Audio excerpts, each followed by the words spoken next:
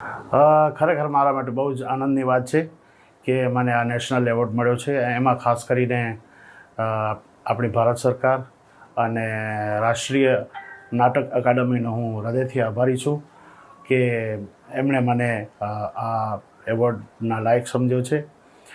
અને ખાસ કરીને મારા માટે એક એવી વસ્તુ છે કે જ્યારે એવોર્ડ મળે છે ત્યારે એવું લાગે છે કે તમારી જવાબદારી વધે છે. એટલે મને એવું થાય છે કે હવે બમણા જોરથી મારી શરૂઆત અહીંયાથી થશે અને હજુ વધુ ને વધુ જ હું લોકોને કેવી રીતે મારા જે શ્રોતાઓ છે જે મને પ્રેમ કરે છે એમને કેમ વધુ ને વધુ એન્ટરટેન કરી શકું, વધુ ને વધુ આપણું જે લોકસંગીત છે, આપણું જે સાંસ્કૃતિક જે વારસો છે એને આગળ વધારવાની કોશિશ કરીએ. બિલકુલ કહીશ, મારા માટે મારા જે શ્રોતાઓ છે એ મારા માથાના મુકટ સમાન છે. એ જ મારા ભગવાન છે. એમના આશીર્વાદ થકી, એમની દુઆઓથી હું અત્યારે આટલે સુધી પહોંચી શક્યો છું.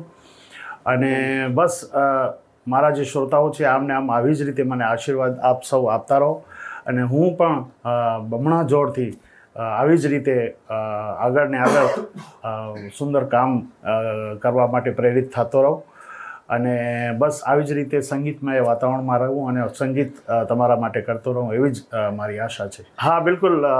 અત્યારે તો મારા મનમાં એક જ મારું ગીત જે બહુ જ ફેમસ છે અને આમ તો ગુજરાત આખા માટે ગૌરવની વાત છે અને કચ્છના કલાકાર તરીકે, ગુજરાતના કલાકાર તરીકે મને જ્યારે આ સન્માન મળ્યું છે ત્યારે મેં જે ગાયેલું ગીત મને યાદ આવે છે. એની એક બે લાઈન તમને સંભળાવી દઉં કે મારું મન કેવી રીતે મોર બનીને થનગાટ કરે છે. ઘનઘોર જરે ચૌવોર મારું મન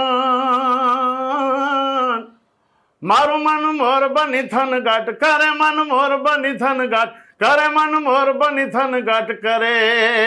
એ મારું મન મોર બની થનગાટ કરે, મન મોર બની થનગાટ કરે, મોર બની થનગાટ કરે, મન મોર બની થનગાટ કરે.